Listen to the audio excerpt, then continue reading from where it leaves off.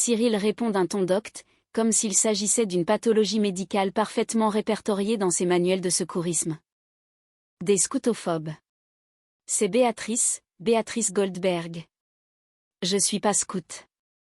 Une autre voix s'élève depuis le couloir, celle de Jacqueline, qui passe par là et jette un regard attendri sur le tableau fraternel qui se joue dans la chambre. Merci Jacqueline, c'est gentil. Quel petit chou. C'est votre frère quand même. Cyril jette un regard dédaigneux sur les traits fatigués et les boutons de Strauss, tranchant sans la moindre pitié familiale. Il peut pas être mon frère, il est trop moche. Jacqueline tente de prendre la défense du professeur, rappelant ses titres de gloire professionnelle. Il est chirurgien, je vous signale. Cyril ricane, tournant la tête vers le mur. Charcutier, oui. Strauss force un rire nerveux, tentant de faire bonne figure devant les témoins de cette humiliation publique. Il plaisante, je suis habitué, il m'adore. C'est un petit jeu entre nous. Dans la salle de repos des infirmières, l'ambiance est tout autre. Le grand écran de télévision diffuse un documentaire animalier particulièrement réaliste et cruel. La voix du narrateur résonne dans la pièce close, décrivant la dureté de la vie sauvage avec un détachement scientifique glacial. L'antilopine pâle donne le jour à son petit. Mais déjà un groupe de hyènes l'a repéré. Trop tard. Et le petit antilopio, le placenta encore fumant, se fait dévorer sous les yeux de sa maman. Doigt terrible de la nature. Dure est sa loi, juste est sa loi. Clara est assise sur le canapé, les yeux fixés sur l'écran, les larmes coulant abondamment sur ses joues, s'identifiant totalement au destin tragique du jeune bovidé africain. Sabri entre dans la pièce, une canette de soda à la main, et s'arrête net en découvrant l'état de détresse avancé de son amie. Ça va Clara ? Clara renifle bruyamment, pointant l'écran du doigt d'un geste désespéré. Il est mort le petit antilopio. Sabri s'approche, s'asseyant à ses côtés avec une sollicitude maladroite mais sincère, tentant de la détourner de ces images morbides qui ne font qu'alimenter sa dérive dépressive. Mais tu sais Clara, faudrait peut-être pas que tu regardes ce genre d'émission. Dans l'état dans lequel t'es, c'est peut-être pas bon pour toi. Il te faudrait un truc gai, qui fasse pas réfléchir, tu vois. C'est à quelle heure fin d'eux ? J'ai vraiment pas l'air d'aller très bien. Faudrait qu'on ait un petit peu la pêche, qu'elle sente la joie de vivre. Je vais te chercher un coca. Il se lève, adoptant soudain une démarche chaloupée et un langage de rue outrancier pour essayer de dérider l'atmosphère, singeant les jeunes des quartiers avec une énergie comique. Et yo, t'es pas un fond-boue. Yo, la banlieue. Tiens, un super coca. Fais gaffe, ça pique. Le système américain. Tu as vu ce pchit ? Incroyable. De la bulle, de la bulle. Ah, quelle sensation. C'est super. Clara ne sourit pas, fixant la canette d'un air absent. Au même moment, Jamel passe la tête par l'entrebâillement de la porte, observant la scène avec curiosité. Sabri se tourne vers lui, agacé par cette intrusion dans sa tentative de thérapie par le rire. Qu'est-ce qu'il se passe, là ? Je voulais discuter un peu avec Clara. Vous sortez ? Jamel hausse les épaules, s'apprêtant à quitter la pièce tout en lançant une dernière pique réaliste sur l'humeur massacrante de leurs collègues. Ça va, c'est bon. Elle était moins chiante quand elle était à l'école avec Clara. Qu'est-ce qu'il se passe, là ? Restée seule avec Sabri, Clara enfouit son visage dans ses mains, terrassée par un flot de doutes existentiels et de regrets sur le temps qui passe et les opportunités manquées. Je suis nulle.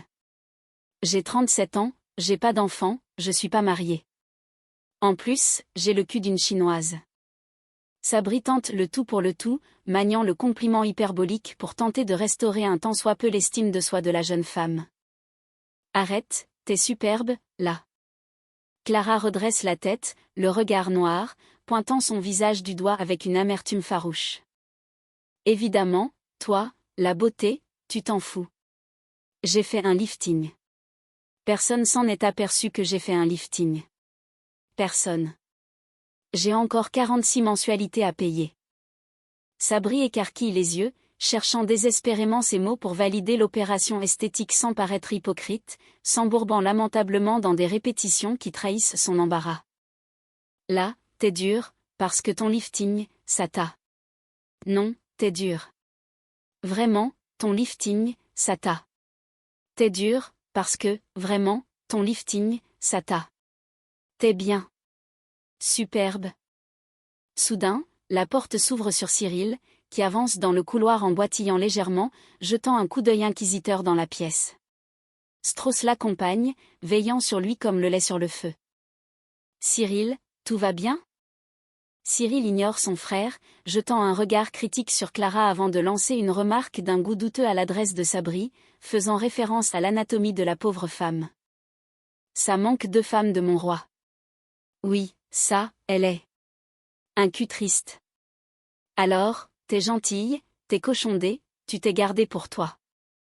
Clara, ignorant l'insulte, se tourne vers Strauss avec l'espoir de jours meilleurs pour sa propre santé, cherchant un point d'ancrage positif dans son océan de malheur. Et sinon, vous pensez que je vais pouvoir remarcher bientôt ? Strauss commence à répondre par un automatisme rassurant, avant de se raviser brutalement sous le regard sévère et dominateur de son grand frère qui semble lui dicter sa conduite médicale. Oui, quand même, c'est pas. Ah, ben non. Non, non, non. Madame, je suis désolée de vous le dire, mais le genou, ça guérit jamais. Clara blêmit, sentant le sol se dérober sous ses pieds face à ce diagnostic catastrophique. Vous pensez qu'il peut y avoir d'autres complications ? Strauss hoche la tête avec une ferveur sombre, peignant un tableau médical des plus apocalyptiques pour complaire au pessimisme ambiant de son aîné. Ben oui, bien sûr. Y a que ça, des complications. C'est très grave, un genou malade. Plus tard, dans le grand couloir central, Sabri et Jamel se croisent à nouveau. Jamel arbore un sourire triomphant, tapotant ostensiblement le cadran de la montre qu'il a confisquée ou qu'il s'apprête à emporter, ravi de voir son avance se confirmer dans leur compétition amicale. Bonjour, messieurs. Très bien, vous-même. Je voulais juste vous montrer un truc à aimer. Tu vois ? Et celle-là, tu l'aimes ? Je l'ai mise là, en attendant. Elle est pas mal. Pour l'instant, c'est moi qui gagne. Sabri bougonne, refusant d'admettre la défaite prématurée de sa stratégie de vérité. Ouais, c'est ça, tu gagnes. Donc, le genou, c'est comme ça. Il change brusquement de sujet, attrapant Jamel par le bras pour l'entraîner à l'écart, adoptant un ton de conspirateur en chef. Le sort du professeur Strauss commence sérieusement à l'inquiéter, l'impact psychologique de la présence de Cyril devenant visible à l'œil nu sur les traits du médecin. Sabri, écoute, il faut à tout prix s'occuper de Strauss, ok ? Ça peut plus durer avec son frère, t'as vu son visage ? C'est objectif lune, ok ? Il faut qu'on fasse un truc, je sais pas quoi. Par contre, pas sur moi. Moi, je m'occupe de Clara, déjà. Attends, c'est super gentil de ta part, mais je crois qu'elle est suffisamment dans la merde comme ça. Attends, 2 secondes. Et si je décroche un rôle de psychologue un jour ? Tu te rends compte comment ça peut m'aider, ça ? C'est une super expérience. Je voulais te dire un truc. Clara, elle fait le complexe du homard.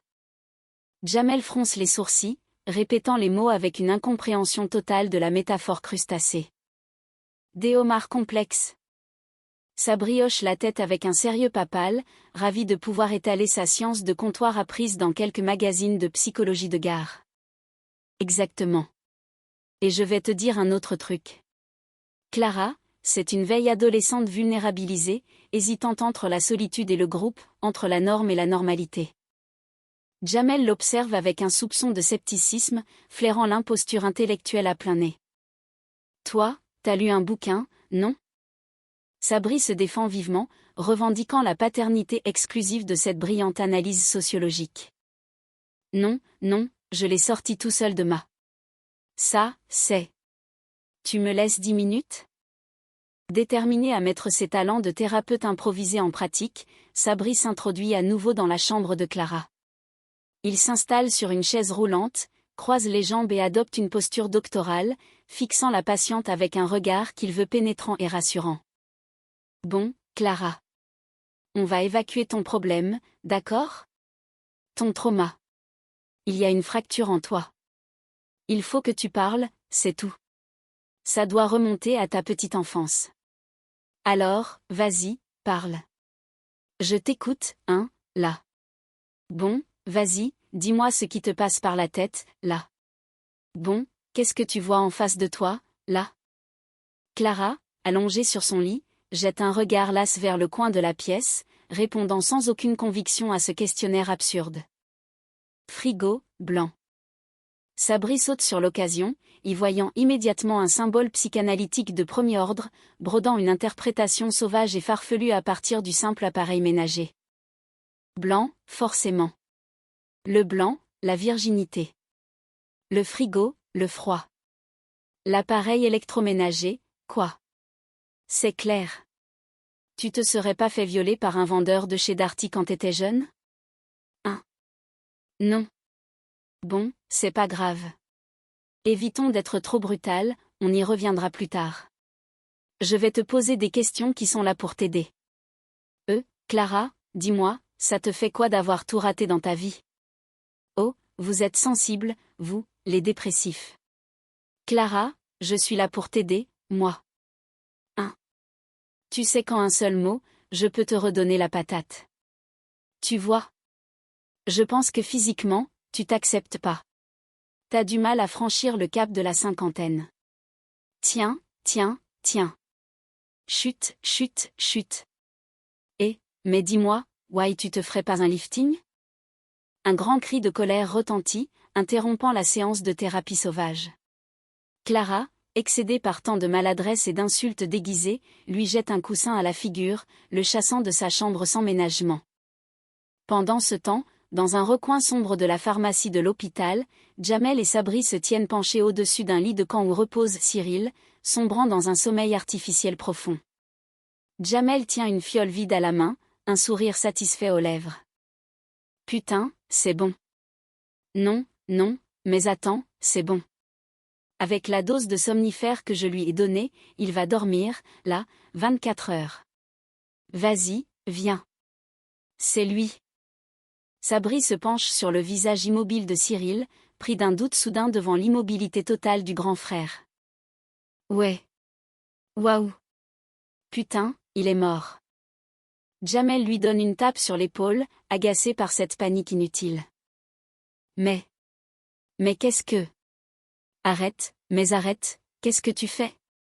J'ai rien fait, ça va, c'est pas moi. Sabri se frotte le menton, réfléchissant à voix haute à la suite de leur plan machiavélique destiné à redonner sa superbe au professeur Strauss aux yeux de son tyran de frère. Bon, les gars, attends. Qu'est-ce qu'on va faire? On va lui casser le bras, comme ça, je trousse l'opère et il passe pour un chef auprès de son frère. Hein? Oui. Ça, c'est une bonne idée. C'est bien, ça. Jamel hoche la tête, séduit par la logique boiteuse de l'entreprise, cherchant immédiatement les outils nécessaires pour réaliser l'opération clandestine. Mais pour ça, il nous faudrait un petit marteau. Il y a un chantier à côté. Je vais lui te faire voir s'il y a quelque chose qui traîne. S'il y a rien, je ramène une pioche. Sabri pâlit à l'idée d'une pioche, le bon sens reprenant soudain le dessus face à la perspective d'un massacre chirurgical à l'outil de terrassement. Je suis pas sûr que ce soit une bonne idée, là, casser le bras. Je trousse, il saura peut-être pas l'opérer. C'est ce qu'on va faire. On va simplement lui déboîter l'épaule, comme s'il avait fait un service trop violent au tennis, tu vois. Jamel fronce les sourcils, pointant du doigt l'incohérence flagrante du scénario sportif pour un homme endormi en pyjama.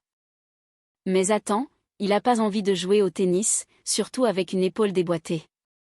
T'es vraiment con, toi. Et, t'es différent des autres. Bon, vas-y, Jamal, déboîte-lui l'épaule, vas-y.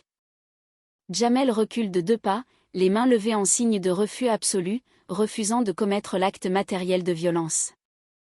Ah, non, non, non, non, non, non. Ah, non. Sabri, vas-y, déboîte-lui l'épaule, c'est bon. Sabri